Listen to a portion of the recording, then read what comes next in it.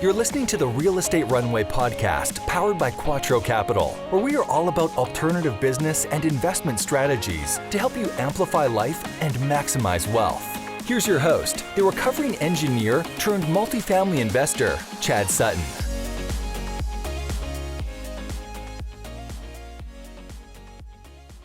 All right, folks, today we have Nancy Huynh on the podcast. She is an ophthalmologist, and she actually has a vision, pun intended, of curing preventable blindness worldwide through real estate. Her company, clearvisioninvesting.com, is doing just that. A portion of everything that they make goes towards installing medical facilities in third world nations and helping them have sustainable eye care where things like cataract surgery can be performed, preventing or curing preventable blindness. So without further ado, I'd love to introduce Miss Nancy.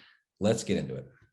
All right, Real Estate Runway family, welcome to another episode of the Real Estate Runway podcast. As always, I'm your host, Chad Sutton, sponsored and powered by Quattro Capital. For those of you on YouTube today, I am joining you in a Walt Disney World hoodie in the office. I just got off a plane from Houston working on a deal we're doing down there. So that's the life of the Director of Acquisitions here. Anyway, enough about me. I am here today with Nancy Huynh, who is a fantastic individual, part of many communities and circles that I'm in. She started real estate investing at the beginning of COVID and built a real estate portfolio during that time. She's a firm believer in using real estate to do good, which means she jives perfectly with one of the Quattro 4 pillars, philanthropy. And by combining passions of being a vision care professional and eye surgeon, as well as real estate, her company, Clear Vision Investing, is on a mission to cure preventable blindness worldwide through real estate investing. I'm excited to hear more about this story, folks. She's passionate about sharing the power of real estate with others, especially doctors and her other high-income professionals and colleagues. Nancy, welcome to the show. So happy to have you here. How are you doing? I am doing fantastic, Chad. Thank you so much for having me. Absolutely. I'd love to hear a little more about you. And then I really want to hear about this curable blindness concept here, because this is a very unique a passion you have. So first, tell me who you are, tell me what got you into the medical field and how you found real estate. Yeah, so I wear a couple of hats. First and foremost, I'm a wife and a mom to 2 young girls. They are currently 2 and 4, so keep me very, very busy. I am also an ophthalmologist, and that's just a fancy term for being an eye doctor and an eye surgeon. And how I decided to become an ophthalmologist was when I was a medical student. Had the privilege of going abroad to Ghana, and there I witnessed the miracle of cataract surgery for the first time, and just saw how a completely blind person can be brought back to life essentially Wow. by a 5-minute, 10-minute cataract surgery. So right there and then I decided that I wanted to devote my life to that. And so over the past 10 years, I've had the privilege of helping people with their vision problems and getting to perform these sight-saving eye surgeries. And then lastly, I'm also an impact real estate investor. So I invest in real estate, obviously for the profits and the wonderful financial security it provides, but also to do good and to make a positive social impact. And one of my big mission is to eliminate preventable blindness worldwide. That is an incredible and hugely noble mission. So by the way, I'm appreciative of people like you because I have horrible eyes. And the reason I can see is because of ophthalmologists. So not quite to the extreme that we're talking about here, but my contacts are like telescopes. It just is what it is. So I appreciate you for your medical practice. But so, all right, that's really awesome. So you found, the real estate as an asset class and you've discovered the power of it. And now you're on a mission to not only help other medical professionals find that like you did, but then to use it to do good and bridge the gap in curing, I guess what I would call incurable blindness prior to this cataract surgery. So help me tie that together a little bit. Tell me about Clear Vision Investing and what you're doing there and how you're on how that mission is going to manifest itself. Yeah. So I started Clear Vision Investing because once people found out that I did real estate, particularly my physician friends, they kept asking, what is this all about? And can I be involved in your next project? And how can I join? But at that time, I was mostly investing in small residential stuff. So did it all on my own and didn't really need a partner. But as I'm getting more into the multifamily space, I see a huge need. to help these other people learn about this asset class. And I myself and my husband have invested passively with great syndicators and sponsors and saw the huge benefit of it. So I just want to share that knowledge and open up that opportunity for other physicians and professionals like myself. But one of my big things in investing is I don't want to just do it for the financial gains and to build wealth for just myself and my family, which is awesome, but also to use those funds to do something I'm really passionate about. And the huge need that I see is just preventable blindness around the world. So most of the world is blind, not because there's no cure, is because they don't have access to that cure. So I really believe that there is a huge need to bringing very simple things like a pair of glasses or a simple 5 to 10 minute cataract surgery that can change someone's life. So I am on a mission to do that by not only providing funds, but also I have partnered up with a great organization called Give Sight Global. And it's very unique because it's not just, sending the funds and then funding a surgery and then you go bye-bye and then come home, but we're looking to create sustainable solutions so that these communities can sustain this pattern of providing eye care by themselves. So it kind of promotes entrepreneurship and ownership, and then also economic opportunities for the residents in them. That's pretty incredible. So I got to know more about this. I'm the entrepreneur brain as well. So I guess you're actually going to install some sort of a medical facility in these regions. And do you provide them, does this organization rather provide the medical training and train up a local doctor, or do we send a doctor that will, reside in that area? So both. Okay. The simple answer is both. So what we do is partner up with these hospitals that are already there. And then we help fund and build these vision centers in the local communities and train the local people on how to screen people who need the vision care and then funnel them to these hospitals. So by employing these people who are trained, they not only make money and are able to sustain it themselves, but then they also are able to direct the people to the right care from that. Because, the traditional model of giving and philanthropy is you kind of have a donor that just gives money and then it funds a specific project. And then once that's done, you kind of need more money to keep it going. Or if, for instance, like with eye care, if you bring in a group of eye surgeons from abroad, they come in, they do a set number of cataract surgeries, and then they fly away. And then you got to wait for the next group to come. So it's not Yeah. very sustainable. And that's why I think there's still a huge problem with achieving this mission of, preventing and curing preventable blindness, is because they don't have that sustainable solution. So through this innovative method, we're trying to not only educate and give the skills to the local people, but also use them as a tool to keep the cycle going so that, they don't need people to just fly in and fly out to provide that eye care for them. That's really incredible. And so with your company, Clear Vision Investing, how do you support that? Does a percentage of all proceeds go that direction?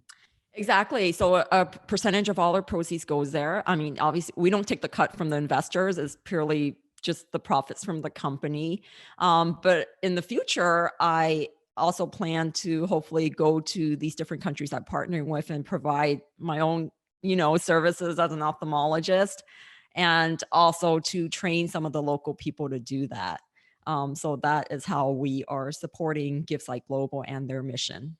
I love it, and philanthropy giving can really be, times, talents, or offerings, right? And so there's obviously the form of offerings, which monetarily supports the installment of this permanent, solution for them. And then it's wonderful that, you and maybe even some of your investors who are, ophthalmologists as well could, go and really actually support with your times and talents. So that's just such an awesome cause. I love it. Thank you. Yeah. So let's pivot a little bit now that we know your heart here, right? Because I love this aspect of it. And that's what I didn't even realize that was a worldwide problem. So, I've been educated here. But if we take your talents as a physician, an ophthalmologist, I guess I would say a physician, Mhm. maybe help me understand how your talent, what you have to, the kind of person you have to be, the kind of brain you have to become a medical professional has helped you in the real estate field. Because, I love seeing how other people think about things. I was an engineer. So I have a very specific and unique and anal brain type. I'm curious what tendencies and talents you have that have helped you in your real estate journey.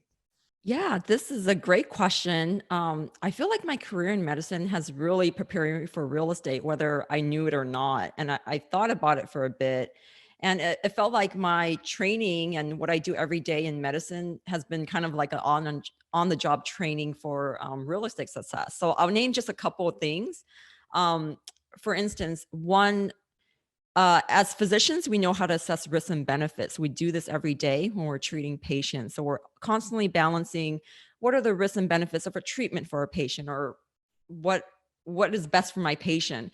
And I think the same competency and skill is the foundation for real estate investing, because as real estate investors, we're constantly assessing what are the risks associated with this investment and what are the benefits and returns, and make decisions based on that. So that's one, is just learning to assess risks and benefits and how to balance that and making the right decisions on the medical side, for a patient, for a treatment, and on the real estate side, whether to make that investment, to do that. I would say the second thing that's really important, is just interpersonal skills. As a doctor, face to face with patients every day, and I have to interact with a variety of people every day, from my patients to the nurses to the support staff and to other doctors. And on any given day, the communication involves communicating with people from all different backgrounds and education levels and viewpoints. And I feel like this is the same as in real estate, because it's really a relationship business and in the end. So that communication and skills related to that is so important, because it's really a we and not a me game. So the more you're able to communicate with different people, the more success you'll have in real estate. So that skill as a doctor has served me really well in real estate. And then I would say the third thing of a parallel between being a doctor and real estate investor is just knowing how to be adaptable and knowing how to pivot. For instance, as a doctor, I constantly have to evaluate and assess my treatments that I give to my patient. If an eye drop, for instance, is not working for a patient's condition, I'm not going to just say, you're going to keep at it because I prescribed it already and you have a whole bottle of it. If it's not working, I got to pivot and change the treatment and see what works. And I feel like it's the same for real estate. Even though we might have the perfect plan, the perfect pro forma, things don't necessarily go as planned. And sometimes we have to pivot and change course and adjust to make things to work, or to work to the best of our ability. So those are kind of three things that I've seen have really served me well, being a real estate investor from my medical career. And those are pretty paramount, qualities that I think make a good operator. The last one you mentioned, a good operator is not created by how well they can write a business plan. That helps put a deal together for sure. But, I think of a business plan as a map, right? It's a map that you draw out, and it's like, okay, I want to go from here to Texas. All right. Let me draw a map how to get there. Well, you get on the road and you might say, well, gee, I can't take this interstate because there's a roadblock. I got to go another way.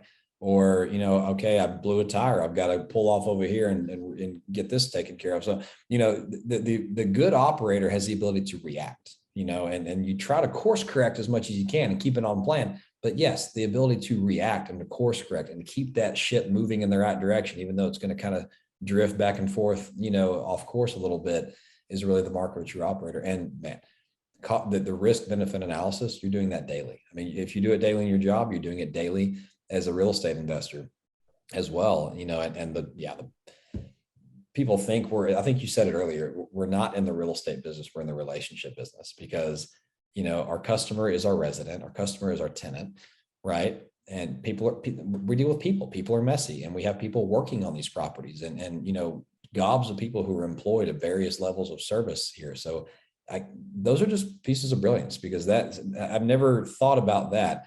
But that is why I see so many medical professionals in this industry. That's very, very good.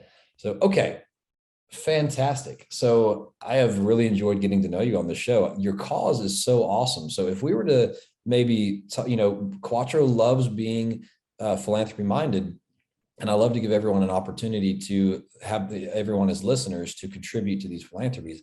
What is the best way for listeners of our show to go and contribute alongside you in this cause to cure what is it? Curable blindness, right? Yes. Yes. Curable or preventable Curable, blindness, meaning that preventable blindness. there's a basically there's a treatment for it, or there's a method to make you not be blind anymore. Right. So how can these people contribute alongside you? How do we contribute to the company you're talking about? Yeah. So my company, Clear Vision Investing, you could visit it as at clearvisioninvesting.com. There's a whole page about it. So when you invest with us, we donate a portion of the company's profits to this cause.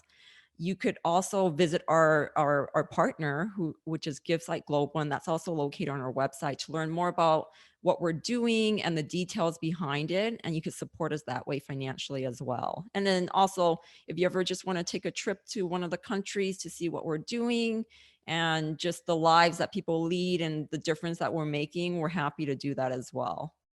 That's fantastic. And the best way to contact you, clearvisioninvesting.com? Yep, everything is on there. Fantastic. Well, folks, as always, scroll down in the show notes. It'll be right there. If for some reason it cuts off because Apple's been weird lately, hit the episode website and it's all there, I promise. So before we let you go, Nancy, I've got to ask you two questions, two very important questions. One, what is your superpower in your business or profession? I would say my superpower is my willingness to try new things and to push beyond my comfort zone. Now, don't get me wrong, I wasn't always like this. I used to love to stay in my comfort zone because it felt very comfortable and very warm and soft. So I stood there for a long time, for many years. But I found that until I try new things, I never knew my full potential and my true passion and purpose and what I'm capable of. So I would say that that is my superpower. It's just being uncomfortable with being of the unknown and just pushing past that despite that. And I think someone called that being comfortable, being uncomfortable. That's right. Right. That's very good. All right. So we've heard a lot of really cool stories about you today and all the reasons why you're awesome and your passion is awesome. Tell me a mistake you've made in life, or just what's your biggest failure to date and what did you learn from it?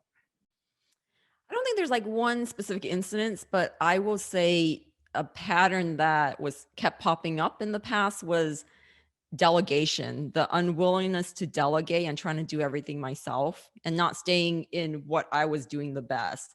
I'll give you one example. For instance, a few years ago, I was trying to start my first startup business and I tried doing everything on my own, including creating my own website and designing my own logo. And oh my goodness, it took me hours and hours and days and probably lost a bunch of hair and have some white hair from that.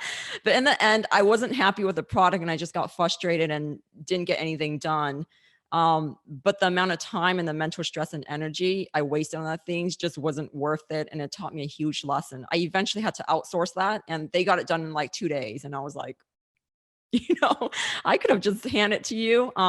So I guess the lesson I've learned from that is, as we mentioned before this talk, is not how can I do it, but is who can help me.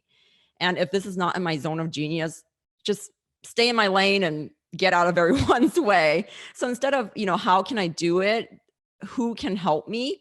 And there is likely someone who's out there who could do it better than I can, faster, cheaper, than what I can do myself. And I would challenge listeners to think about that as well. Like, what in their life are they doing that frustrates them and they're not good at? And then who can help them?